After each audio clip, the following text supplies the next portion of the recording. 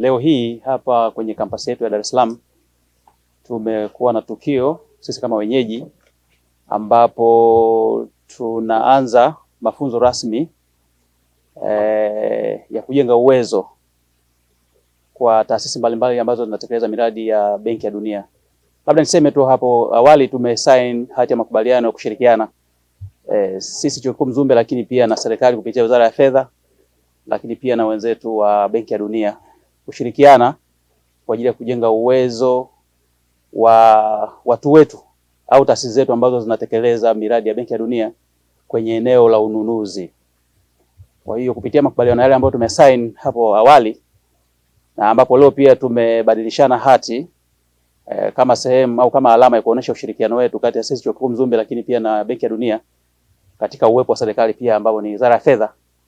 Lakini leo kupitia makubaliano yale tumeanza sasa mafunzo rasmi, ambapo tutakuwa na wiki mbili hapa kampasi yetu ya Dar es Salaam, ambapo taasisi mbalimbali za serikali na za umma ambazo zinatekeleza miradi ya World Bank au Benki ya Dunia tunaanza mafunzo rasmi kwa ajili ya kujenga uwezo wa watu wetu ambao wanashiriki kwenye eneo la ununuzi. Chuo Kikuu Mzumbe tunatambulika hapa Tanzania kama kati ya vyuo ambavyo ni bora sana kwenye kutoa mafunzo kwenye maeneo haya ya ununuzi. Tuna shule yetu kuu ya biashara ambayo ndani yake kuna idara kabisa maalum ambayo inatoa mafunzo hayo, lakini pia kwenye eneo hili la kampasi yetu ya Dar es Salaam tuna wataalamu wa kutosha na kuna timu ambayo imeshiriki kwenye kuhakikisha kwamba tuna draft ya makubaliano pamoja na wenzetu partners na baadaye kusign ile hati ya makubaliano. Kitakachofanyika hapa katika hizi wiki mbili na zingine ambazo zitafuata kwa mbele ya safari ni kuhakikisha kwamba washiriki wanapitishwa pia kwenye kwanza kuanzia sheria na taratibu zake, lakini pia mifumo, ili tutakapokuwa tunaanza kufanya hizi nunuzi kwenye taasisi zetu, wale ambao wanaanzisha nunuzi ambao nadhani wengi ni wadau hao ambao wanapata mafunzo hapa, wasifanye makosa mbalimbali, wasiwe watu ambao hawana uelewa kutosha, ili kuhakikisha kwamba tunapoanza pia kwenye process ya ununuzi kule kwenye mifumo, basi tusiwe tunakwama kila mara tunapoona kwenye ununuzi. Faida ambayo itapatikana baada ya mafunzo haya ni ufanisi katika utekelezaji wa miradi ya maendeleo inayofadhiliwa na Benki ya Dunia, ambapo serikali ilikubaliana na World Bank kupendekeza chuo ambacho ni mahiri kwa utoaji wa mafunzo yanayohusu mnyororo wa ugavi, ambapo Wizara ya Fedha ilipendekeza Chuo Kikuu cha Mzumbe ikifahamu uwezo wake katika utoaji wa mafunzo haya.